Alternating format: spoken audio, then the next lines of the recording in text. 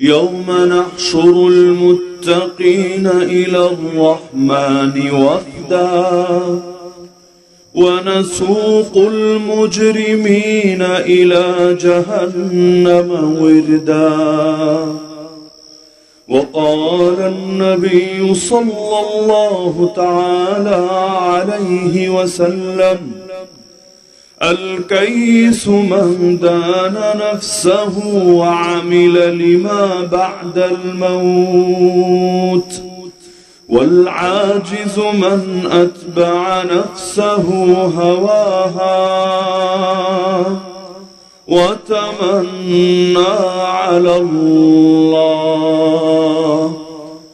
وقال أصحاب محمد رضي الله عنهم: اللهم لولا أنت ما اهتدينا ولا تصدقنا ولا صمنا ولا صلينا، فأنزلا سكينة علينا وثبت الأقدام إن لاقينا، إن الأولى قد بغوا علينا إذا أرادوا فتنة أبينا.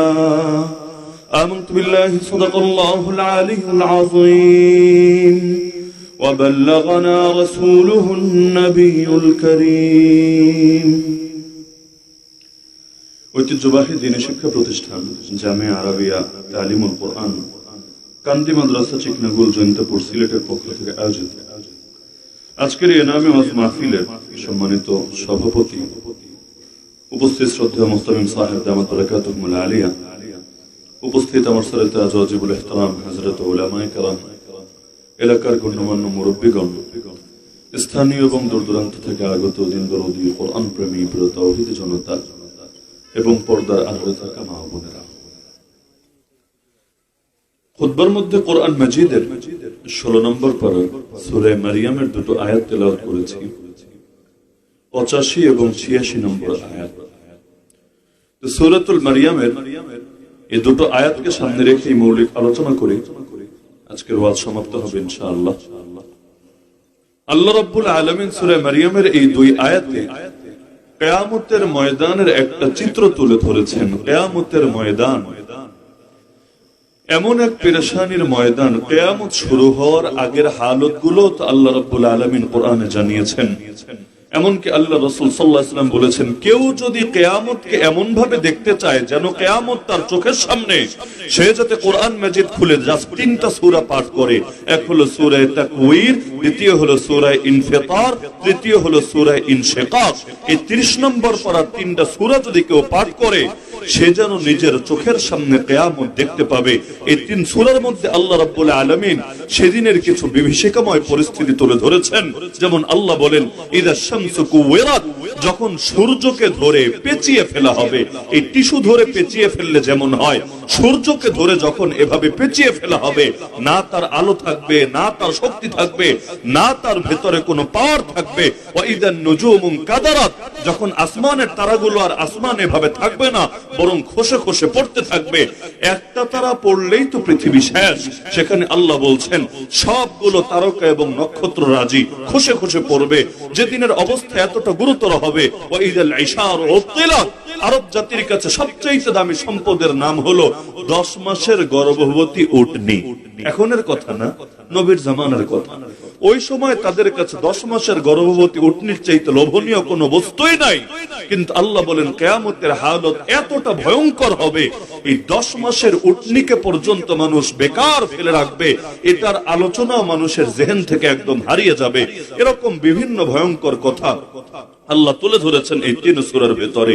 এমনকি আল্লাহ সূরা হজের মধ্যে তো জানিয়েছেন, কিয়ামত এমন এক ভয়ঙ্কর হালত, যেদিন গর্ভবতী নারী পর্যন্ত ভয়ে গর্ভপাত করে ফেলবে। মানুষকে দেখলে মনে হবে যেন মদ খেয়ে মাতাল হয়ে আছে। ওমা হুম বিসুকারা, কিন্তু আল্লাহ বলে দিচ্ছেন তারা মাতাল না, কিন্তু ওয়ালাকিন্না আযাবাল্লাহি শাদীদ, আল্লাহর আযাব বড়ই ভয়ঙ্কর, বড়ই গুরুতর। সেই কিয়ামতের মোট মেয়াদকাল হবে 50,000 বছর। কয়দিন?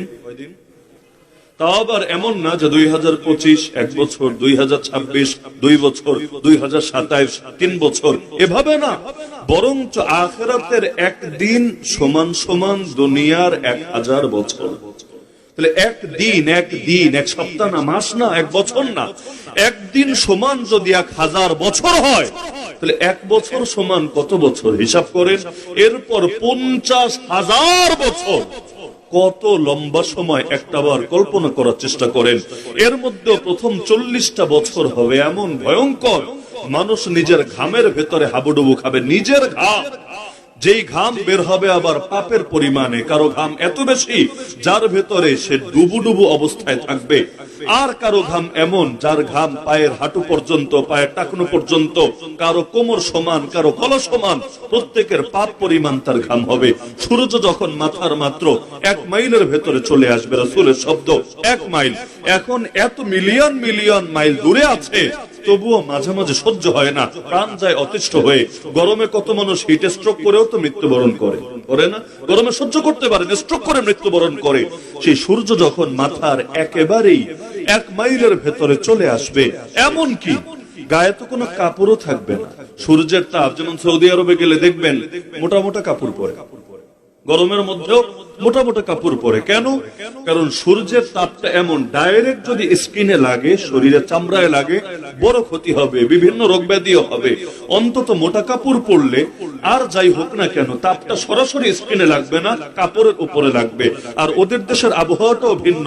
বাংলাদেশে গরম লাগলে ঘামতে থাকে, এই যেমন আমার ঘাম শুরু হয়েছে। মাহফিল আলোচনা শেষ হতে হতে দেখবেন এক গোসল আমার হয়ে গিয়েছে। একদিনে 5 মাহফিল করলে 5 বার ঘামের গোসলই হতে থাকে। তো সৌদি আরবে গরম লাগবে, কিন্তু শরীর এত ঘামাবে না, আবহাওয়াটা ভিন্ন। তাহলে দুনিয়ায় তো তাও মোটা পোশাক পরে বা মাথার উপর ছাতা ধরে অন্তত রোদ থেকে কিছুটা প্রোটেকশন নেওয়া যায়। কিন্তু হাসরের ময়দানে গায়ের মধ্যে কোনো পোশাকও থাকবে না, পায়ের মধ্যে কোনো জুতাও থাকবে না। এমনকি নবীজির শব্দ হলো হুফাতান ওরাতান, গোরলা মানে হলো সেদিন কারো আর খতনা করাও থাকবে না। একদিকে গায়ে কাপড় নাই, আর একদিকে খতনাও নাই। এই হাদিস শুনে আম্মা জান আয়েশা রাদিয়াল্লাহু আনহা পেরেশান হয়ে বলেছিলেন, ইয়া রাসূলুল্লাহ, তাহলে কিভাবে হবে? নারী পুরুষ কিয়ামতের ময়দানে সবাই তো সব বাদ দিয়ে নারী তাকাবে পুরুষের দিকে, পুরুষ তাকাবে নারীর দিকে। তাহলে হাসরের ময়দানেও যদি এভাবে তাকাতাকি চলতে থাকে, তাহলে এটা তো আমাদের জন্য বড় লজ্জাস্কর বিষয় হবে। আল্লাহ রাসূল বললেন, আরে না, হাসরের ময়দানের পেরেশানি এত বেশি হবে, একজন আরেকজনের লজ্জাস্থানের দিকে তাকাবে দূরের কথা, ওই চিন্তা বা ওই কল্পনা পর্যন্ত কারো মাথায় আসবে না। বাংলা একটা কথা বলে না, সুখে থাকলে ভূতে কি নাই।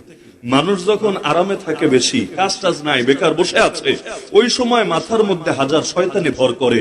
কিন্তু যখন পেরেশানিতে থাকে, পেরেশানি, ওই সময় মাথার মধ্যে এত কিছু আসে না। মনে করেন একজন বন্দুক নিয়ে তাড়া করছে আপনাকে, পেলেই গুলি করে দিবে, আপনিও দৌড়াচ্ছেন যান বাঁচানোর জন্য। ওই দৌড়ের ভেতরে যদি কোনো গাছের শিকড়ের সাথে অথবা কোনো পাথরের সাথে ধাক্কা লেগে আঙ্গুল একটা মচকে যায়, পায়ের চামড়া ছিলে যায়, তাও দেখবেন টের পান নাই। আপনি দৌড়ের ভেতরে আছেন। এক পর্যায়ে গিয়ে যখন এক জায়গায় নীরবে বসবেন, তখন টের পাবেন, কিরে ব্যথা আসলো কোত্থেকে, আমার দেখে বিশাল ক্ষতি হয়েছে। তো যান বাঁচানোর জন্য যখন লোকে দৌড়াতে থাকে, ওই সময় কি আর কারো সঙ্গে বিছানা শেয়ার করার ওই কারেন্ট আর ওই শরীরের ভেতরে আসে না। প্রতিটা মানুষ যখন স্বাভাবিক হালতে থাকে, তখন এগুলো তার সেন্সে কাজ করে। কাউরে ধরেন আয়না ঘরে ঢুকিয়ে রেখেছে, গুমের জীবন, এবং প্রতিটা মুহূর্তে সে ভয়ে আছে, যে কোনো সময় ক্রস ফায়ার দিতে পারে। যে কোনো ভাবে তার ভেতরে এই ভয়টা ঢুকেছে, আজকে সকালে, আজকে দুপুরে, আজকে বিকালে আমাকে ধরে ক্রস ফায়ার দিতে পারে, অথবা হাত পা বেঁধে ট্রেনের নিচে, ট্রেন লাইনে আমাকে শুয়ে দিতে পারে, অথবা আমাকে মেরে সেই নদীর ভেতরে ভাসিয়ে দিতে পারে। আগের আমলে যা হতো, এইরকম পরিণতিতে কেউ যদি থাকে, তখন কি মাথার ভেতরে জিনা করার অথবা কোন নারীরে নিয়ে খারাপ কিছু কল্পনা করার চিন্তা ভেতরে আসতে পারে? তাহলে হাসরের ময়দানে 40টা বছর পর্যন্ত মানুষ নিজের ঘামের ভেতরেই হাবুডুবু খেতে থাকবে, বড় পেরেশানিতে থাকবে। অবস্থা এতটা গুরুতর হবে। অপরাধী এবং পাপিষ্ঠরা পর্যন্ত ফরিয়াদ জানিয়ে বলতে থাকবে, আল্লাহ আর সহ্য হয় না, বিচার একটা করে দাও। যদিও জানে হয়তো জাহান্নামে যাওয়া লাগবে, তবুও বারবার বলতে থাকবে, আর সহ্য করতে পারছি না, বিচার একটা করে দাও। কারণ তখন মনে হয় আমাদের হালতে এমন, যখন যে হালতে থাকে মনে হয় এইটাই সবচাইতে খারাপ, সামনেরটা মনে হয় ভালো হবে। এজন্য বাংলাদেশে 5 বছর পর পর সরকারও চেঞ্জ হতে থাকে, যদি ভোটাভুটি চালু থাকে আর কি। আর যদি শেষ রাত্রি মাশাআল্লাহ অটোমেটিক সিলমারা হয়, তখন তার পাবলিকের জনগণের কিছু করার থাকে না। এমনি কিন্তু আগেও দেখা যেত 5 বছর পর পর মানুষ হাত পাল্টানোর চেষ্টা করে। কেন? কারণ হলো তার ধারণা হয় এখনেরটাই খারাপ, সামনেরটা ভালো হবে। আবার সামনেরটা আসলে মনে হয় এইটাই খারাপ, আগামীরটা ভালো হবে। এমনকি বিয়ে শাদীর পর অনেকের মাথায় এগুলো কাজ করতে থাকে, আগে তো ভালোই ভেবেছি, এখন তো সংসারটা একটু অন্যরকম হচ্ছে, আর একটা বিয়ে করলে মনে হয় ঠিক হবে। কি হয় না এরকম? আল্লাহ মাফ করুন, আল্লাহ হেফাজত করুন। এই পেরেশানি গুলো মানুষের ভেতরে আসতে থাকে। যখন কাউরে গুম করে নিয়ে ঢুকিয়ে রেখেছে, তখন প্রত্যেকের মাথার ভেতরে এটা কাজ করে। প্রত্যেকে মামলা যদি আল্লাহ 100টা দেয় তাও সমস্যা নাই, তবু আমাকে জেলে ঢুকায়, অন্তত ফ্যামিলি জানতে পারুক আমি বেঁচে আছি, অন্তত উকিল ধরি, মামলাটা চলুক, আজ না হয় কাল জামিনের অন্তত পথ খুলুক। কিন্তু গুমের ভেতরে কেউ তো জানেই না, এমনকি মেরে ফেললেও কেউ দেখার নাই, কেউ বলার নাই। ওই সময় বলতে থাকে, আল্লাহ তাড়াতাড়ি তাড়াতাড়ি এখান থেকে মুক্ত করো, মামলা যত দেয় সমস্যা নাই। আচ্ছা, আপনাদের কি ধারণা এরপর গুম থেকে মামলা দিয়ে জেলে পাঠালে আর দোয়া করে না, তাই না? তখন কি বলে, আল্লাহ বাকি জীবন জেলে রেখে দাও, যেহেতু আসল পেরেশানি থেকে মুক্তি দিয়েছো। এটা বলে আল্লাহ আর কতদিন, এত মানুষের জামিন হচ্ছে, আমার উপর কি তোমার নেক নজর পড়বে না? আল্লাহ আমাকে তুমি জেল থেকে মুক্তি দিবা না? এমনই মানুষের অবস্থা। মাথা ব্যথা হলে মনে হয় এটাই মনে হয় সওয়া যায় না, বাকি সবকিছু সওয়ার মতো। কিন্তু পেট ব্যথা হলে মনে হয় আরে এইটাই মনে হয় সহ্য ক্ষমতার বাইরে, বাকি সবকিছু সহ্য করার মতো। এজন্য হাসরের ময়দানের পেরেশানি দেখেই বলতে থাকবে, আল্লাহ আর সহ্য হয় না, বিচার একটা করে দাও, জাহান্নামে যাওয়া লাগলে প্রয়োজনে যাব, কিন্তু এই ময়দানের হালত আর সহ্য করতে পারছি না। অবশেষে আল্লাহ 40 বছর পর বিচার শুরু করবে। হ্যাঁ, এত সময় শুনে আবার ভয় পাওয়ার দরকার নেই যে হুজুর এত লম্বা টাইম, 50,000 বছর, একদিন আবার 1000 বছরের সমান, আবার 40 বছর খালি হাবুডুবু খাবো ঘামের ভেতরে। এত টাইম নিয়ে পেরেশানির দরকার নেই, কারণ আল্লাহ রাসূল, সবাই দুরূদ পড়েন সাল্লাল্লাহু আলাইহি ওয়াসাল্লাম, এটা যাতে বলে দিতে না হয়, নবীর মহব্বতে অটো বের হয়ে যায়, সুযোগে থাকবেন। কারণ নবীর নামে দুরূদ যদি পড়েন একবার, আল্লাহ রহমত নাজিল করবেন 10 বার। তো এখন আল্লাহ রাসূল সান্ত্বনা দিয়েছেন আমাদেরকে। আল্লাহ রাসূল সাল্লাল্লাহু আলাইহি ওয়াসাল্লাম বলেন, মুমিনের জন্য কিয়ামতের পুরো টাইমটাকে মনে হবে যোহর থেকে নিয়ে আসরের দূরত্ব সমান। যোহর থেকে আসর কি অনেক বেশি দূরে? এশা থেকে ফজর বললে একটু বেশ লম্বা হতো, ফজর থেকে জোহর বললে এটাও বেশ লম্বা হতো। কিন্তু জোহর থেকে আসর, আসর থেকে মাগরিব, এগুলো তো কাছাকাছি। এর মধ্যে আপনি বলতে পারেন আসর থেকে মাগরিব না বেশি কাছে, অথবা মাগরিব থেকে এশা এটা না বেশি কাছে, জোহর থেকে আসর তাও তো মোটামুটি দূরে আছে না। এটা বুঝতে চাইলে অন্য একটা বাস্তবতা বুঝতে হবে। আমাদের বাংলাদেশে আমরা এখন জোহর পড়ি কয়টায়? 1:30টায়। আসর পড়ি কয়টায়? এই এলাকায় কয়টায়? 4:30টায় না 4:45টায়? এমনই হবে, 4:15, 4:30, 4:45। পুরো দেশের মধ্যেই ঘুরপাক খাবে।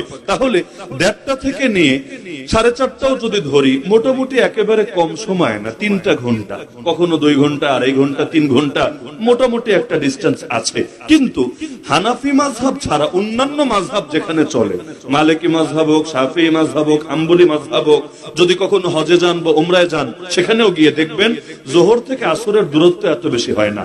এমনকি ইমাম আবু হানিফা ছাড়া তার বাকি যে 2 শাগরেদ আছেন, ইমাম আবু ইউসুফ, ইমাম মুহাম্মদ রাহমাতুল্লাহি আলাইহিমা, তারা পর্যন্ত এই ক্ষেত্রে ফতোয়া দিয়েছেন ওই অন্যান্য মাযহাবের সাথে মিল রেখে। সেটা হলো, যেমন সৌদি আরবে আমরা দেখেছি যোহর হয় কয়টায়? 12:30, 1:45 এরকম টাইমে।